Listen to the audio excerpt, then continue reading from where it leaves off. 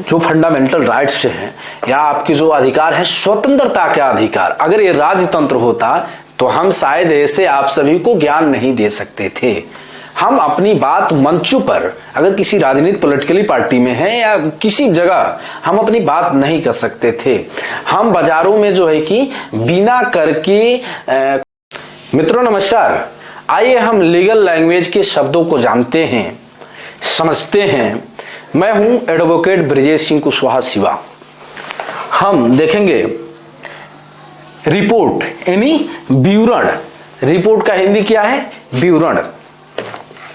किसी घटना, जांच या कार्य का विस्तृत विवरण। जो कोई घटना हुआ है और उसका जो जांच हो रहा है, जो कार्य हो रहा है, जो उसका जो विस्तृत विवरण है, वही क्या है? रिपोर्ट है, वही विवरण है। उसके बारे में और अच्छे से समझेंगे। जब किसी विषय या जांच की पूरी जानकारी लिखकर दी जाती है वह, तो उसे रिपोर्ट कहते हैं या वह रिपोर्ट होता है।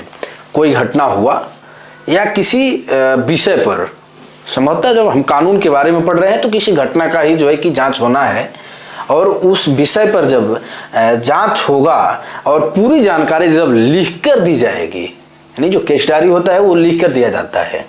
जब एफआईआर होने के बाद जब जांच होता है, जांच होने के बाद जब उसमें जाता है, इंक्वायरी होने के बाद जब जाता है, चार्जशीट जाता है न्यायालय में, तो उस वक्त जो जानकारी लिख कर दी जाती है वही क्या है? उसे हम रिपोर्ट कह सकते हैं, वो रिपोर्ट है। उसके बाद हम देखेंगे रिप्रेजेंटेशन यानी प्रस्तुतिकरण। रिप्रेजेंटेशन क्या है? किसी व्यक्ति या समूह की ओर से विचार या मांग पेश करना ही रिप्रेजेंटेशन होता है या प्रस्तुतिकरण होता है। जब कोई व्यक्ति अपनी बात या शिकायत किसी अधिकारी या संस्था के सामने रखता है, उसे रिप्रेजेंटेशन कहते हैं।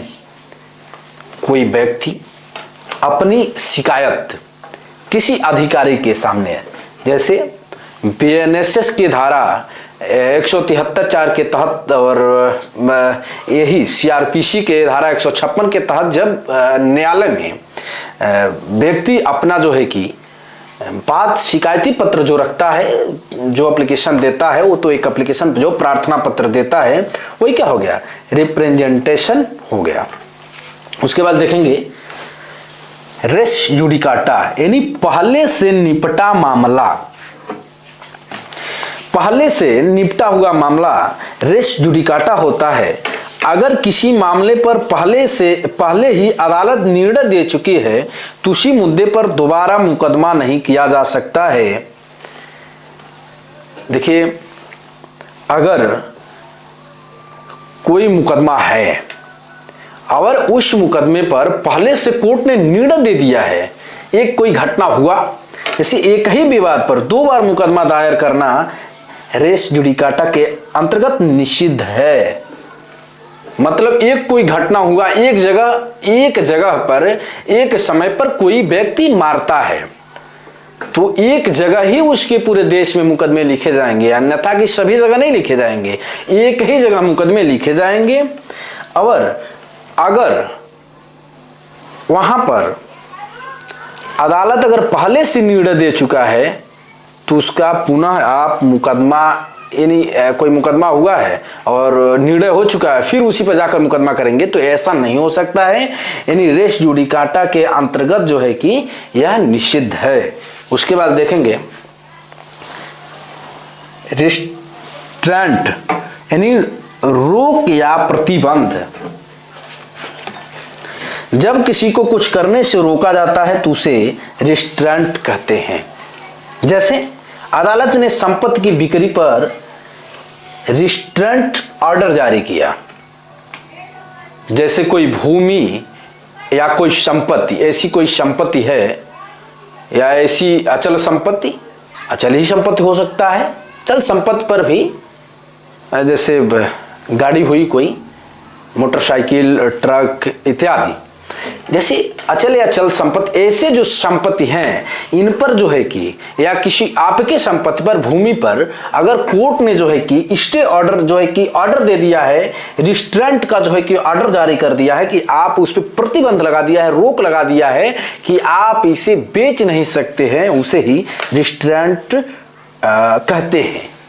उसके बाद देखेंगे राइट, अधिकार। राइट का मतलब अधिकार। हम राइट्स की बड़ी बात करते हैं, हम जो है कि अपने फंडामेंटल राइट्स की बात करते हैं, अपने अधिकार की बात करते हैं। तो हर व्यक्ति को जीवन, स्वतंत्रता, शिक्षा आदि का हक होता है जिसे उसका राइट कहा जाता है। सभी व्यक्ति हैं, ये कहाँ दिया हुआ है? जो फंडामेंटल राइट्स हैं या आपके जो अधिकार है, स्वतंत्रता का अधिकार। अगर ये राजतंत्र होता तो हम शायद ऐसे आप सभी को ज्ञान नहीं दे सकते थे।